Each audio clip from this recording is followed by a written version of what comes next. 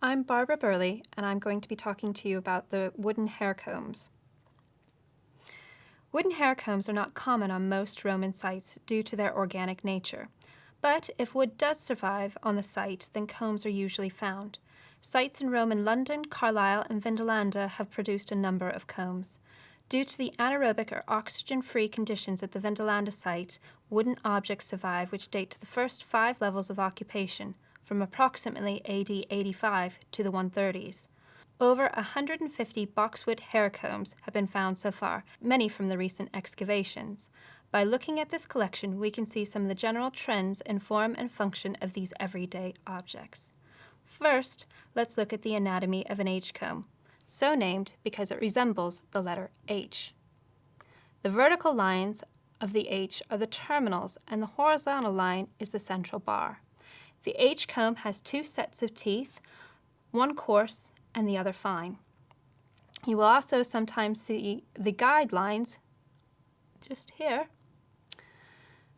for carving the teeth. Not all combs show the same precision when carving, and sometimes the bases of the teeth cross over the guidelines, like here. The H comb can be further classified by looking at the terminals and the central bars. The sinuous terminal is the most common and simplest comb ending. Sometimes the ends of the terminal do not run parallel with the ends of the teeth. The D-shaped terminal, like this one, is the next shape.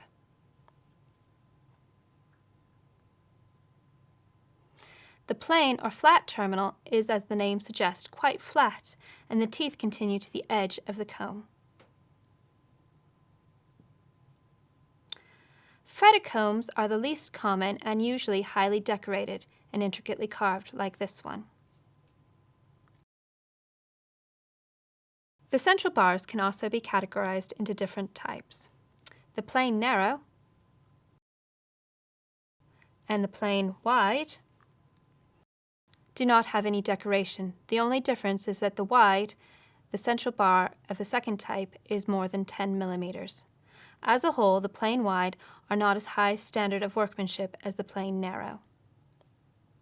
The sunken cordon is produced by leaving a raised cord down the center and removing the wood on either side of the central bar. The teeth are left at the same level as the cord. The raised cordon is the opposite, leaving a raised cord down the center but narrowing the wood on the teeth. The compass-cut combs have a semicircular guidelines and tend to be larger combs overall. Decorated central bars come in many different motifs, including waves, stars, lines, and circle patterns. Many use more than one form of decoration. Central bars can also show maker's marks like these or have graffiti. The maker's marks are very faint and are best seen through magnification, as you can see in this picture. The Vindolanda collection now has 6 combs with maker's marks. It is also noticeable that the combs with maker's marks are of a very high quality. Some combs in the collection show other forms of modification. 3 combs have holes drilled in them. This would have been a very functional way to attach your comb and avoid loss. This comb shows that it has originally been a standard H comb, but it has had the coarse teeth removed and probably the terminals. This was intentional, leaving a decorative comb that could have been worn in the hair. This comb is the most elaborate comb from the collection. It has fretted terminals and a highly decorative central bar.